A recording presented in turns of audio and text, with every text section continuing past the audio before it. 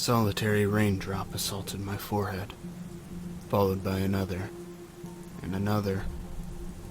Soon, a soft pitter-patter of droplets began falling all around me, pulling me back into consciousness. I glanced down at the half-empty liquor bottle in my hand and turned to the sky.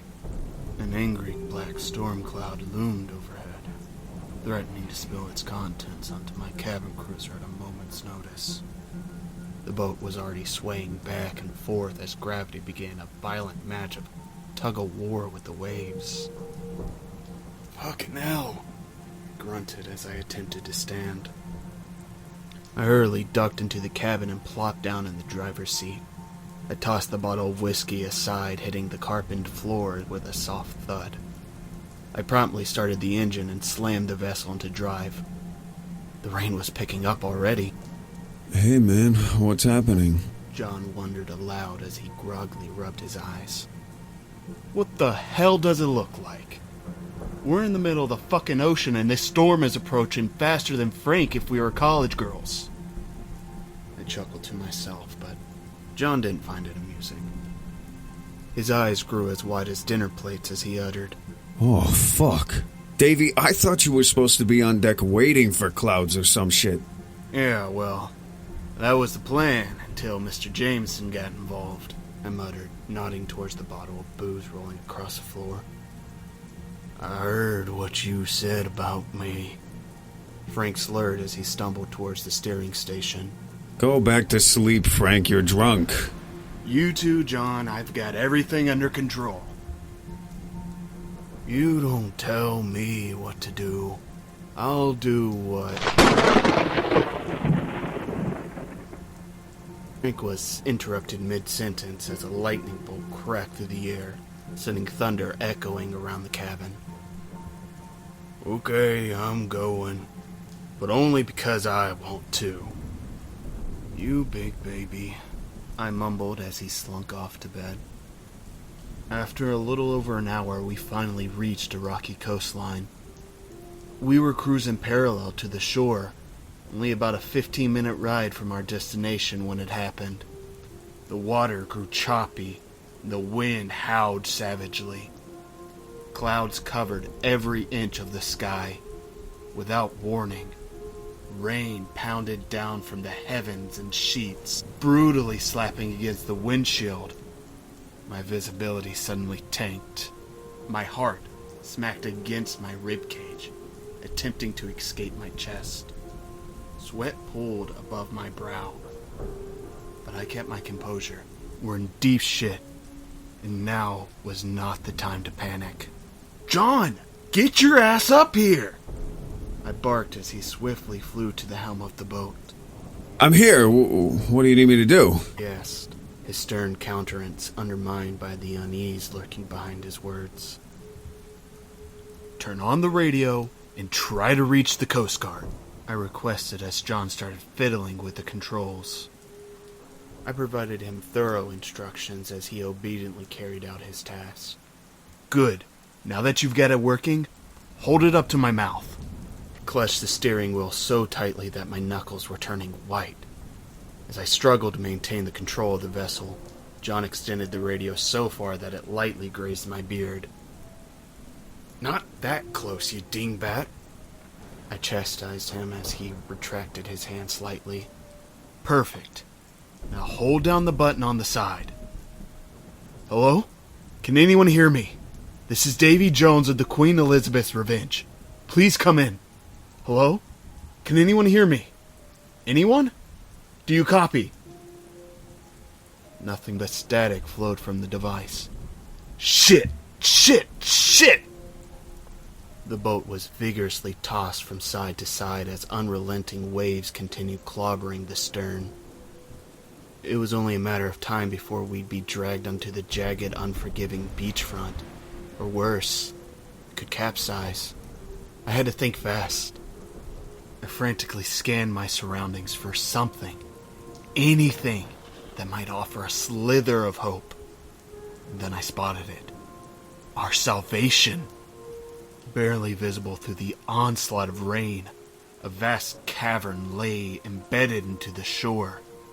I thrust the throttle forward, my eyes glued to the opening. What is it? What do you see? Over there. See that cave opening? If we could just make it in there, we should be able to wait out the storm. Or at least hunker down until help arrives. I explained, attempting to mask the dismay in my voice. Hey, what's going on out here? Shut up, Frank! John and I screamed in union. Frank murmured incoherently to himself as he disappeared back into the sleeping quarters. The entrance was rapidly approaching. Just as I thought we might be in the clear, a massive wave battered the starboard bow, sending John and me crashing into the wall. Random items from around the cabin were flung everywhere. It was as if a tiny tornado had ransacked the room, leaving a disgruntled captain. One hell of a mess at its wake. Holy shit! I croaked. A throbbing pain sent shockwaves searing through my lower back. I brushed it off as best I could and scrambled to my feet, hastily reclaiming my chair. I was granted a brief moment of repose when I noted that we miraculously hadn't capsized. I steeled my resolve and channeled all my remaining energy to get us to safety. We weren't out of the danger zone yet. What the fuck was that? John groaned as he wearily stood. I disregarded his question and kept my eyes locked on the cave. Under my peripheral vision, I could make out the hulking form of another enormous surge of water, quickly approaching. We were so close, just a little further. My hands ached as I tightly gripped the steering wheel, but I didn't dare loosen my grip. The colossal beast had grown to a staggering height, its crest eager to smash our little boat to bits. I only saw two possible outcomes. Either we make it into the cavern unharmed, or we be dashed against the rocks like a housefly in the windowsill. I pushed the craft to its limits, catapulting us forward on sheer willpower. Come on, come on! I breathed through clenched teeth. The wave crashed down behind us, barely avoiding a catastrophe, propelled us into the alcove. I let out a breath I didn't know I'd been holding on and eased off the throttle. I glanced over at John as a smile inched its way across my face. The color began to flush back into his features and he stared at me, slack-jawed, speechless after witnessing the incredible feat I had just accomplished. We fucking did it, buddy! I yelled, overcome with gracious reverence for whatever deity had decided to spare our lives. John rose to his feet. He silently shuffled over and threw his arms around me. Oh, you fucking saved us! Uttered through joyous tears. You bet your ass I did. Now go check on Frank, I commanded as he released me from his iron grip. I stationed the boat and allowed myself a moment to soak in our surroundings. My eyes took a bit to adjust to the inky darkness. The cave was spacious.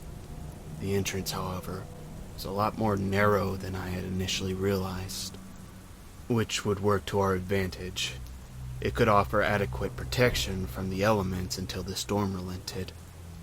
The ceiling must have been at least 5 stories high. Hundreds of stalactites adorned its surface like glistening icicles overhead. A small beach area lined the back wall, and it appeared to tunnel deep into the earth. A growing sense of trepidation bubbled inside me the longer I gazed into it. The alcove was dimly lit, but that section was too dark. I couldn't shake this intense feeling of dread.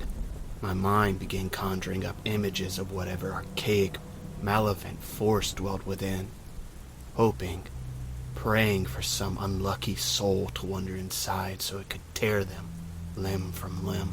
Can you believe that bastard slept through the entire thing? Had to make sure he wasn't dead. Seriously? We could have been fish food and he would have been none the wiser. John and I spent the next hour cleaning up the cabin while Frank snored obnoxiously loudly from the other room. Once we were finished, John joined me on the deck. The storm hadn't let up. The rain somehow hammered down even harder than before. Again, I found myself transfixed on the impossibly black void. Fucking creepy, isn't it? That's the understatement of the century. I'm tired. I'm off to bed. Let me know who wins this staring contest. John hadn't been gone for 2 minutes when I heard it. Soft, low, melodic notes drifting gracefully to my ears. A feathery soprano emerging from somewhere in the unknown.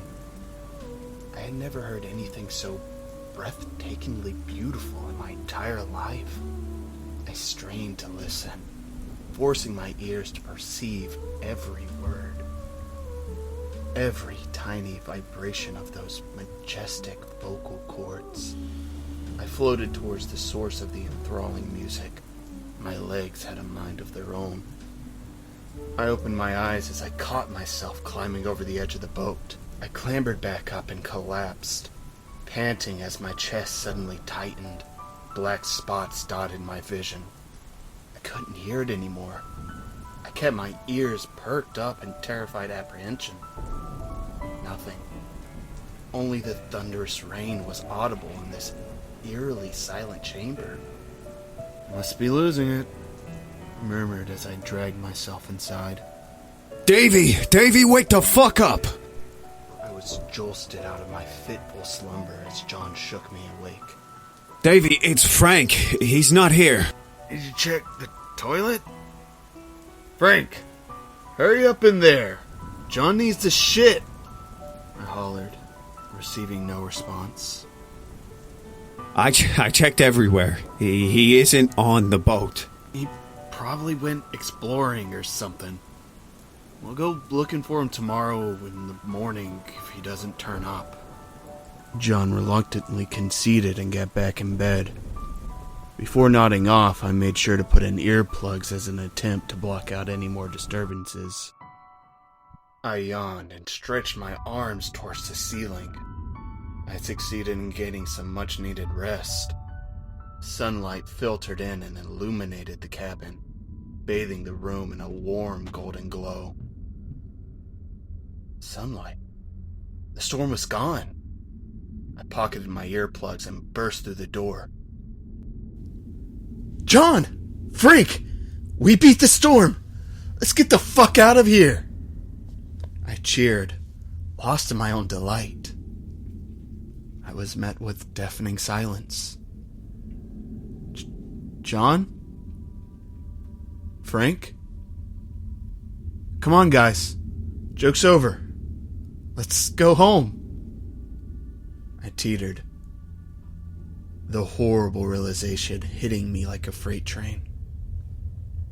This was real. My friends had vanished. I rushed to the deck, scanning for any signs of my companions. A sinking apprehension bubbled in the pit of my stomach as my gaze connected with that oppressively dark pit embedded in the rock. Even in the daylight, it swallowed up any source of light, radiating despair and abject hopelessness like nuclear waste. I knew what I had to do. I took a long pull from my bottle of Jameson. A little liquid courage never hurt anyone, I determined, readying myself for my perilous journey. Armed with my Bowie knife and a flashlight, and mustered every ounce of bravery I had, I set off. I barely stepped 2 feet out of the deck when I froze. My blood ran cold and my heart thumped in my ear. The singing had returned. Mesmerizing notes in a language I didn't recognize emanated from the abyss, paralyzing me with their spellbinding elegance. I was completely captivated. I would have been content standing there listening to that glorious melody for the rest of my days. and then she emerged. A woman gradually approached the boat. Light, graceful footfalls almost imperceivable over her graceful song. Her appearance was absolutely enchanting. Jet black hair cascaded down her back in waves. Her petite hourglass frame resembled something out of a magazine. Her stark white gown hugged her body in all the right places, exposing her luscious curves. She was incredibly gorgeous. Her deep blue eyes connected with mine, perfect teeth smiling up at me as she captured my heart. I drifted towards her, hypnotized by her riveting beauty. She reached the water's edge and I watched as it splashed her feet. She immediately recoiled, hissing at the undesired contact. I was torn from my stupor as a deep fear crawled through my bones. This was all wrong. That woman shouldn't be here. I felt helpless. No matter what I did, she would surely lure me back with her enrapturing lyrics. And then it hit me. My only shot at redemption. I snatched the earplugs from my pocket and jammed them into my ears before the woman had an opportunity to recover. I glanced up. Her features had twisted and distorted. Her beautiful face withered away into a gaunt, haggard shell. Skin stretched tightly over jagged bones. Her teeth had decayed, hideous yellow and brown jutting out from her rotten black gums. Hollow sucking pits where her eyes should have been bore into my skull, resonating desolate and loathing hatred. Suddenly she unleashed an ear-splitting shriek.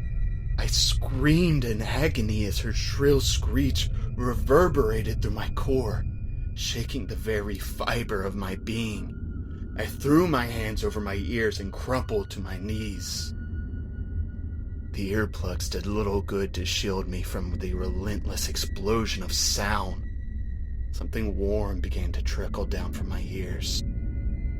My vision grew blurry, and the world went dark. I awoke in a hospital bed. The Coast Guard had sent out a search team after we were reported missing, and I had been found 2 days later, incapacitated on the deck. I suffered severe hearing loss, and I'm now completely deaf in my left ear. The authorities searched every inch of that cave. John and Frank were never located. Their families are still hoping that they'll turn up, but I don't have the heart to tell them that they won't ever be coming back. What haunts me the most, though, isn't the disappearance of my friends, or whatever was lurking in the darkness. No. What torments me the most, every waking moment, is that godforsaken voice that I can't erase from my head.